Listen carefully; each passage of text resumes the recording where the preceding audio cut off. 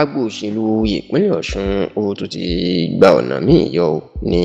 ọjọ́ Ìṣẹ́gun tí í ṣe ọjọ́ Tuesday ọ̀sẹ̀ tí a wà nínú ẹ̀ yìí. Bẹ́ẹ̀ ni ọ̀rọ̀ kò máa fi bẹ́ẹ̀ yé àwọn ọmọlẹ́yìn gómìnà ìpínlẹ̀ Ọ̀ṣun ọlọ́lá jùlọ Nurudeen Jackson Adémọ́lá Adélékè lórí ìṣẹ̀lẹ̀ tó ṣẹlẹ̀ ní inú ìpàdé àwọn àgbààgbà ẹgbẹ́ òṣèlú All Progressives Congress APC ìpínlẹ̀ Ọ̀ṣun ìtàn pè ní ìgbìmọ̀ àgbààgbà pẹ̀lú bí igbákejì gómìnà tẹ́lẹ̀ ní ìpínlẹ̀ Ọ̀ṣun tí ó ti ń làkàkà láti di gómìnà ìpínlẹ̀ Ọ̀ṣun láti ọdún tó ṣe díẹ̀ sẹ́yìn, èèyàn sẹ́nitọ̀ Iyọ̀lá Omiṣore tí ó gba ayé tó mọ̀ sí Chris-Ol bí ó ṣe wà nínú ìpàdé àwọn àgbà ẹgbẹ́ òṣèlú APC tó sì jẹ́ pé ọ̀rọ̀ yìí ó ti fẹ́ máa dàrú mọ́ àwọn ọmọlẹ́yìn gómìnà Adémọ́lá Adélékè, ó ti fẹ́ máa dààmú mọ́ lójú nítorí pé wọ́n gbàgbọ́ wípé Omiṣore kò ní nǹkan ṣe pẹ̀lú ẹgbẹ́ òṣèlú APC mọ́ títí tí ètò ìdìbò gómìnà ìpínlẹ̀ Ọ̀ṣun tí ó fi kọjá. Ẹ rántí pé láàrin ọdún 2003 sọdún 2007 ìní Omiṣore ló fi ṣe sẹ́nitọ̀ láti ṣojú ìpínlẹ̀ Ọ̀ṣun,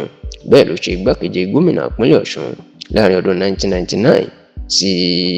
ọdún 2003 kó tó di pé ẹgbẹ́ òṣèlú PDP ó gbàjọba kúrò lọ́wọ́ òun àti ọ̀gá ẹ̀ olóyè Bísí Àkàndé. Látìgbà náà ìní Omiṣore ló ti ń gbìyànjú láti lé ipò gómìnà ìpínlẹ̀ Ọ̀ṣun ṣùgbọ́n tí ó ń já sí pàbó, bó sì tilẹ̀ jẹ́ pé ó tún gbìyànjú láti gba tíkẹ́ẹ̀tì gómìnà ẹgbẹ́ òṣèlú All Progressives Congress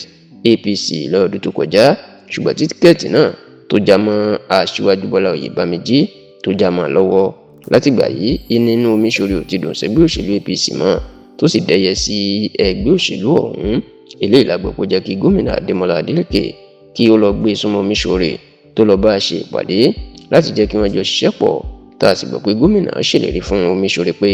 bóun bá fi parí ìjọba òun lọ́dún 2030 òun yóò ṣàtìlẹ́yìn fún Omiṣore láti ṣe rí nǹkan tó kẹ̀ ń wá ìyún ipò gómìnà láti rí gbà lọ́dún 2030. ṣáò lẹ́yìn ìpàdé yìí ìní Omiṣore náà padà lọ kéde pé Adélékè lòun àtàwọn ọmọlẹ́yìn òun yóò ṣe àtìlẹ́yìn fún inú ètò ìdìbò gómìnà ìpínlẹ̀ Ọ̀ṣun tó ń bọ̀ nínú oṣù kẹjọ ọdún tá a wà yìí, tó jẹ́ pé lẹ́yìn ìkéde náà àwọn ọmọlẹ́yìn Omiṣore náà ti ń ya kúrò nínú ẹgbẹ́ òṣèlú APC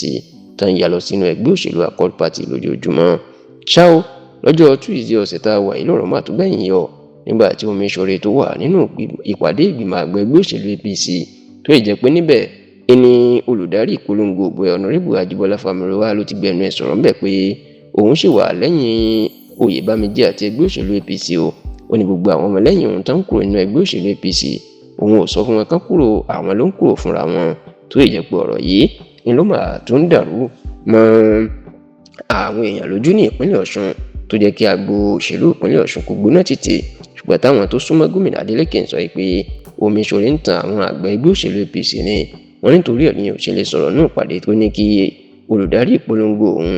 ìyún Ajíbọ́lá Fámúrewá kó máa gbẹnu sọ̀rọ̀, tó sì ní ẹ̀yìn gómìnà Adélékè ìní Omiṣore wà òun ló sì ń ṣiṣẹ́ fún nítorí pé àdéhùn kọ̀kọ̀ ó ti jọ wà láàrin wọn.